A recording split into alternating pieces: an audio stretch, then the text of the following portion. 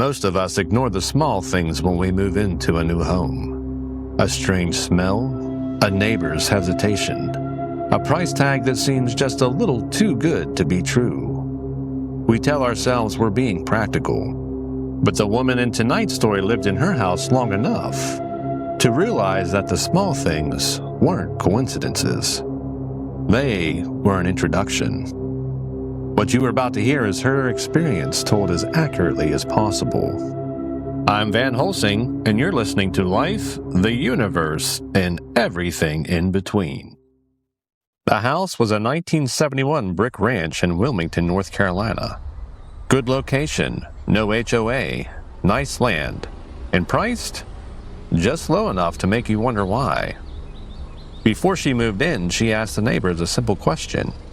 Is there anything I should know about the house? The younger neighbor's reaction was visceral. She inhaled sharply and turned away as if the very air around the property was tainted.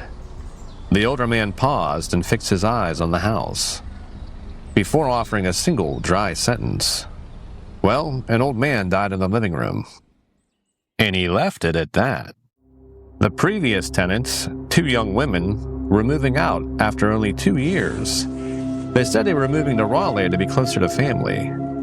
It was only later that the woman realized 2 years is a long time to spend breathing in the air of that house. The truth eventually had surfaced because of the neighbors. One afternoon, she saw a police car swarming a house just down the street. Curious and perhaps a little worried, she pulled up a search engine to see what was happening on her block. She typed in the address, but when the results loaded, it wasn't the neighbor's house that dominated the headlines. It was hers. The truth eventually surfaced through a news archive. The article detailed a grisly discovery. A man lived in the house with his elderly mother. When she passed, he didn't report it.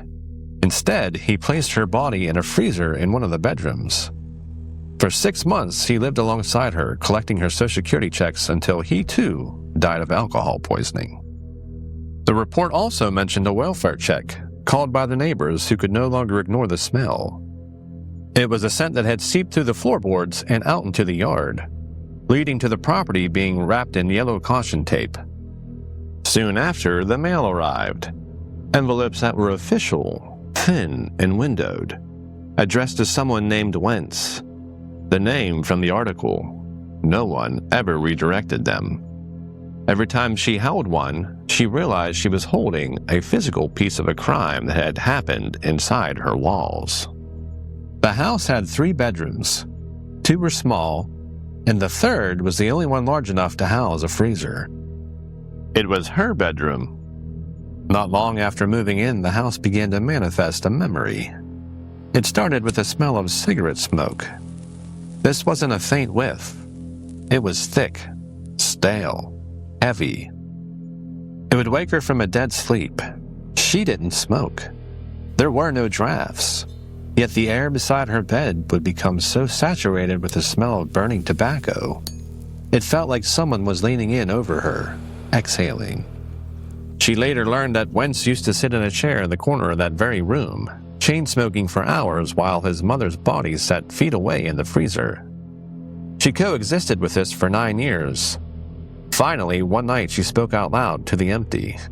"I know you're here, but when you smoke next to my bed, it wakes me up. Can you please smoke somewhere else?" The smoke never appeared by her bedside again. One afternoon, she left a tea kettle on the stove and walked away for 45 minutes. When she finally remembered and ran into the kitchen, the burner was off. The dial was turned.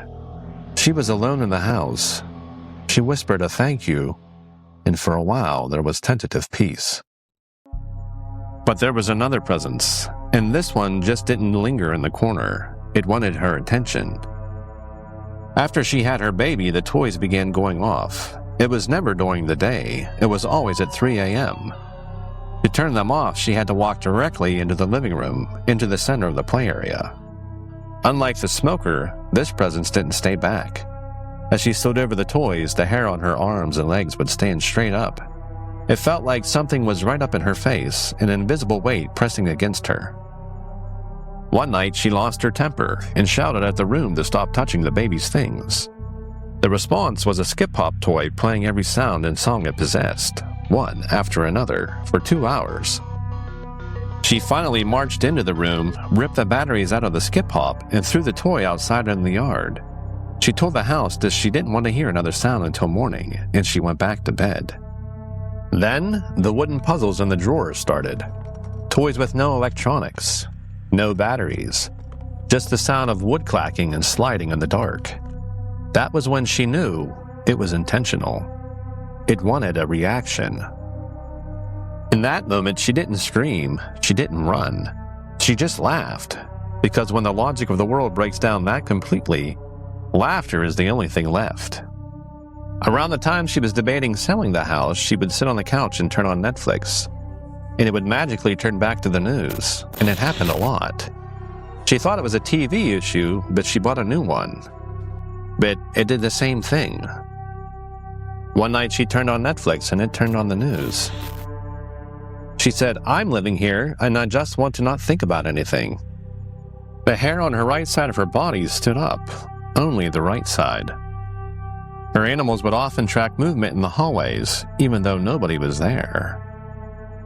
The final moment happened in her son's room. At 1.5 years old, he sat up, staring into a corner. "What are you looking at?" she asked. "Mommy," he said, pointing at the corner. "Mommy's right here," she replied. Then he said, "Daddy," pointing to the same empty spot. As they moved out, her son told her a boy wanted to know if they could still play. She asked him if the boy was there now, and he said yes. She told him to tell the boy that he had to stay behind. She recorded her son walking to the corner, whispering a quiet conversation to a presence she couldn't see. When she watched the footage later, there was no voice on the recording, just a child talking to the air. They moved shortly afterwards, and whatever was in that house, thankfully, stayed behind. So, what would you do in this type of situation? Would you stick it out knowing that there's something lurking from the in-between? Or would you simply try to leave as soon as possible? This wraps up this episode of Life, the Universe, and Everything in Between. If you've got a story you'd like to share, I'd love to hear it. You can reach me at theinbetweenpod.com. And until next time, keep your eyes open for what lies in the in-between. Special thanks to Trisha from North Carolina, who was kind enough to share her story with me.